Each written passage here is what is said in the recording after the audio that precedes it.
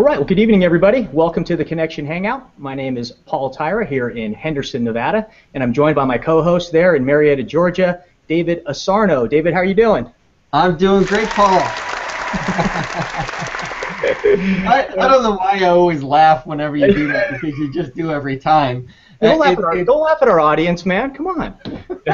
Polite. It's awesome to see you again. Welcome back stateside. Yes, thanks so much. It's great to be back. So, batteries fully charged. Got to meet with a lot of great associates in various countries over there in Europe. Super excited, and lots of great stuff going on. All right, we're all joined online by Brent Brooks, who's out there. Brent is out there moderating our comment thread. So if you type in beneath the video here, you'll be able to chime in. We love to hear where you're actually viewing from, so don't be shy. Go ahead and type that in. If you have any questions, he can answer them as we go along. This is not a product or a business presentation, but if you would like more information regarding ASEA, we'll ask you to get back to the person who invited you to be on this Hangout. Some of you may see a button beneath that says More Info, so after we're done, you can click on that, and that should take you to more information as well. All right, so now what I'd like to do is I'd like to introduce this week's special guest. His name is Ben Tyler, and he is ASEA's corporate counsel. Ben has served as a senior executive and as general counsel for some of the largest companies in our industry. He has extensive experience working with marketing and sales to ensure successful growth and expansion. And Ben has lived and worked in Japan, we'll talk a little about that in a minute, and has assisted in the international development of several direct sales companies. As ASEA's Chief Legal Officer, Ben oversees all of the legal and regulatory issues for ASEA. Ben earned his bachelor's and law degrees from Brigham Young University. So ladies and gentlemen, please welcome Ben Tyler. Welcome, Ben. Welcome, Ben. Thank you. That's the first time I've ever gotten applause. So. Well, I'll give you the button. You can do it anytime. All right. So Ben, we had a funny introduction, meeting each other for the first time yesterday, preparing for this Connection Hangout. And your first words to me were that we might be lost long relatives because you used to actually live in Japan, and how the Japanese people pronounced your name was Ben Taira. And I thought that was absolutely funny. Is that true? That's true. That was my name, and when I saw your name, I thought, oh, we're cousins. So that's so great because of the fact that coincidentally, I had met someone from Australia living in London while I was over in Europe, and she had this great Australian accent, but it was kind of a little bit of British mixed in there. And when I got back, somebody sent me a little joke. And it said, if you say raise up lights, okay, that it's with an Australian accent, it would sound like you're saying razor blades. So I started thinking, raise up lights? Raise up lights? I'm like, yeah, it kind of does. But even though I find the Tyra and Tyler joke funny, she didn't really find that comparison too funny. We'll perfect it. It'll come off well.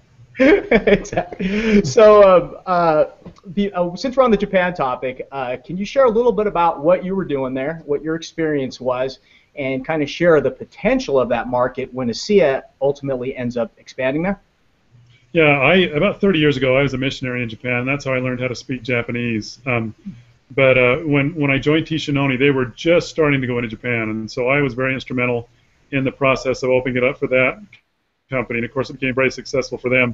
When I left Noni, I joined a company that was actually a startup in Japan, and I kind of lived there for a year. I essentially commuted. I had an apartment. I'd be there for 12 days, home for 9, and so I worked directly with that company, which again was based in Japan, and so I've been sort of off and on working with Japan the whole time. Obviously it's a fantastic market. Some of the companies I've been with, it's been one of their largest markets. The unique thing about Japan is it's all a matter of preparation. You've got to do your homework before you go in, and that's a key factor. The Japanese will kind of give you one shot, and if you do it well and you're prepared when you go in, it's phenomenal. If you don't, it's sayonara. It's kind of the gateway too, right, to the whole Far East. From there, I think from what I understand, once the credibility is established, a lot of the markets there in the Far East will sort of it'll be fairly easy to get into. Is that correct? That is correct. It's kind of a good anchor to get into Asia and to use that as a base to try to expand in some of the other markets.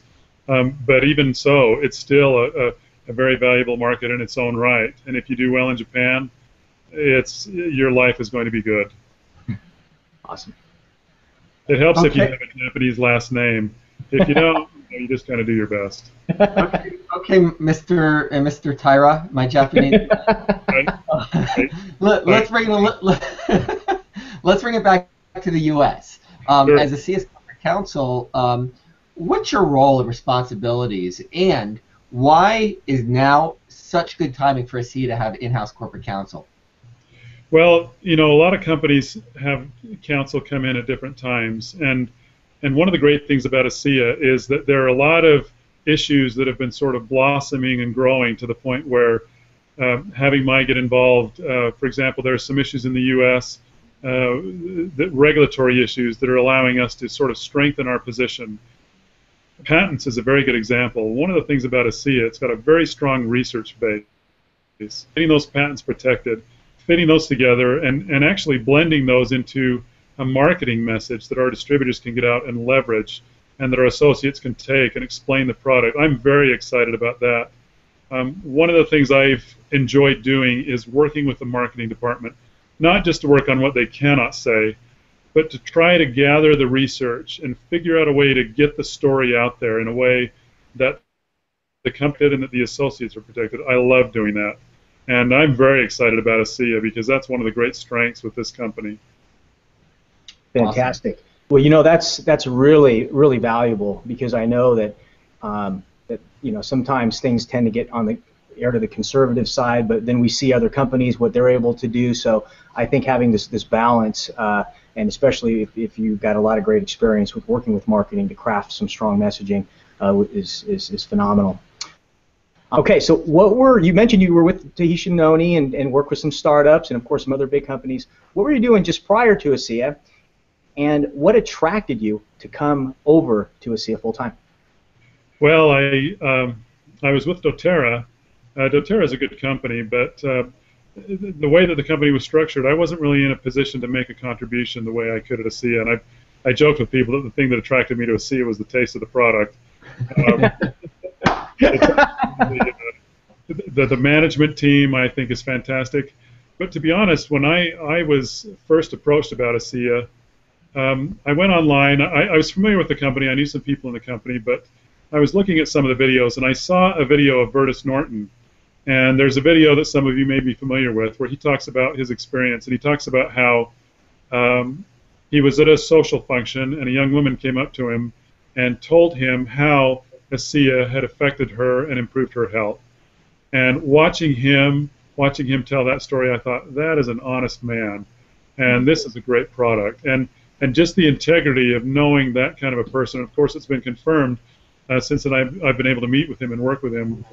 When you have that kind of a story and you have those kind of people, you're going to have success. And that has really been a factor for me at ASEA that I've enjoyed.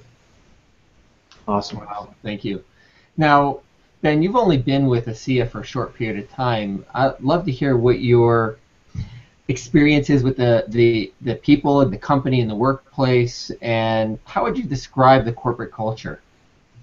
It's a very enjoyable culture. I've worked obviously a lot of places, and I guess when you come in as a lawyer, people kind of react. It's kind of like letting a pit bull loose in your house. You kind of let it go. But shouldn't somebody do that? That thing's off its leash. Put it back in its office and lock the door. It's been an enjoyable thing to get to know people. I like being a part of a team, but seriously, in working with Chuck and with Jerem and with Kurt, getting to know Tyler and Vertus, I had a friend that's been in the industry a long time, and he said that Tyler Norton gives one of the best presentations and one of the best people on stage that he had ever seen. And I went down to a fly-in down at the warehouse, and that's absolutely correct. He's great. And Chuck and Jerem and Kurt, each one of them, I've been able to spend a lot of time getting to know each one of them. They are, what you see is what you get. There's no agendas. There's no hidden messages. and they are honest, and they're sincerely interested in promoting the business and helping the associates and making life better for everybody. And that has been a great revelation. You know, sometimes I've never been in a bad marriage, but I know some people that get married, you know, and time goes by and they think, what have I done? It's been a very pleasant and enjoyable surprise for me to recognize that these people are even better than I thought when I was interviewing them. So that's been great. That's fantastic. Awesome, awesome. Now, you mentioned to me that you have 11 children. Actually, we put that on the banner. Great picture on our banner for the Connection Hangout.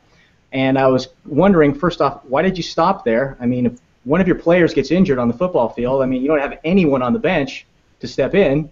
What made you have? I mean, what's it like to have 11 kids in your household? You know, I mean, you have people that go, oh, that's a lot. You have 4 or 5, they start wondering and looking at you funny. Once you get 6 or 7, they just think you're weird. And also, for those of you that have 2 kids, you know, when you go from 2 to 3, you go from man to man to a zone. Yeah. And people think that having 9 kids is 3 times as hard. It's not. My older kids were just great, and I've just enjoyed every minute of it. I mean, you obviously are living in a different world when you have that many kids. Yeah.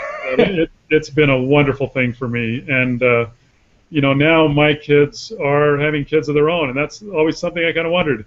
Were they going to be so turned off by the whole experience that they would never get married, never have kids? But no, they have. They have 9 kids, and I'm kind of enjoying it. So it's been great. How many grandkids do you have? I have 9. Wow.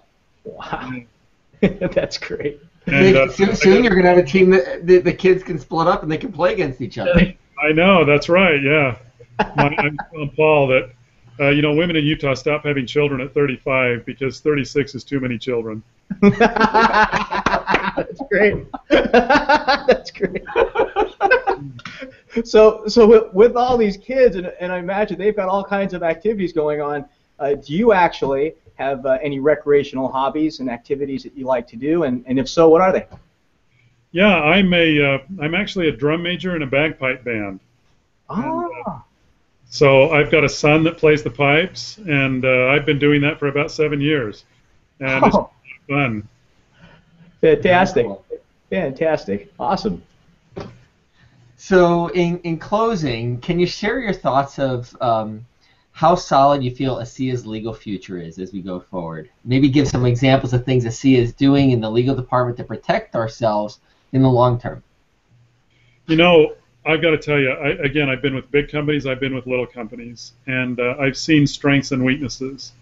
And sometimes when you come in after a few years, when you're legal counsel, and you think, oh man, look at what they did, I wish I could have got here earlier, I wish I could have cleaned this up earlier, it would have been so much easier. I've not had any of that with ASEA. It's been amazing to me how much good, solid foundation has been built.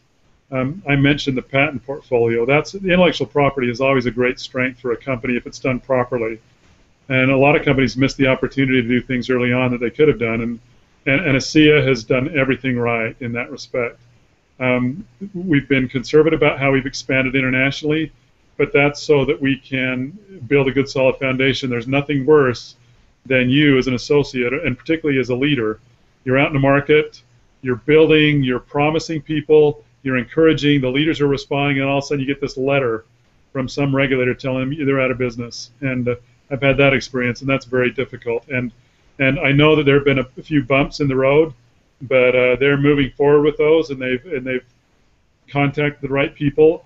I also know that things that are being done in some of the other international markets are being done slowly, methodically, and with a sure foundation. That we finally turn the switch on in those markets, they're going to grow solidly. And again, that's another very pleasant surprise.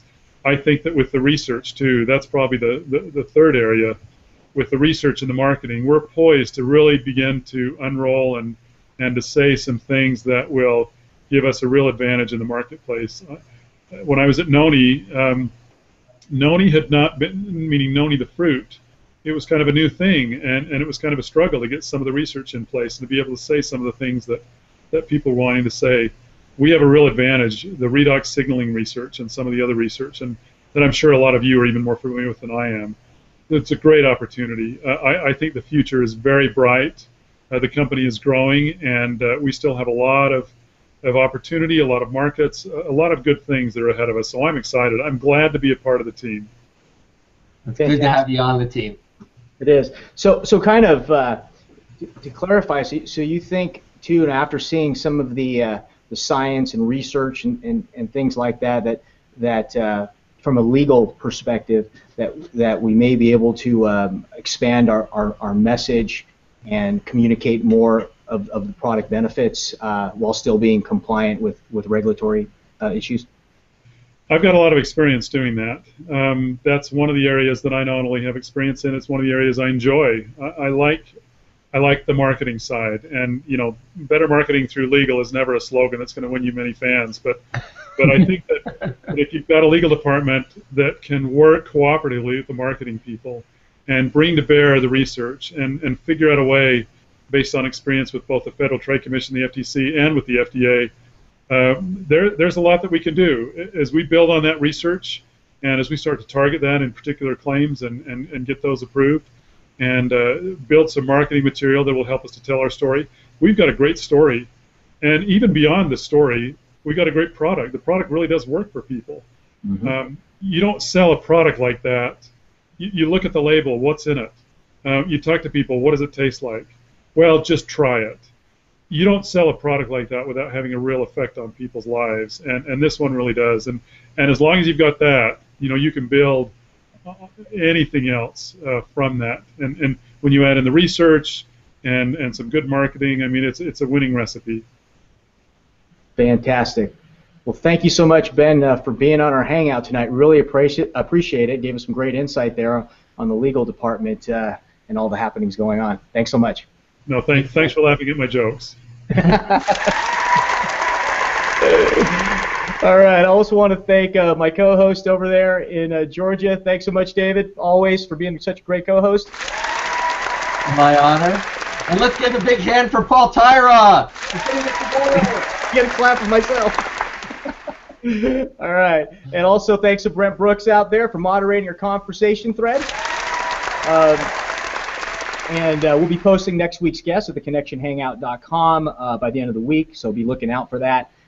Take care, everybody. Go out and have a fantastic rest of your evening, rest of the week, and I'll see you later. Good night, everybody. Good night.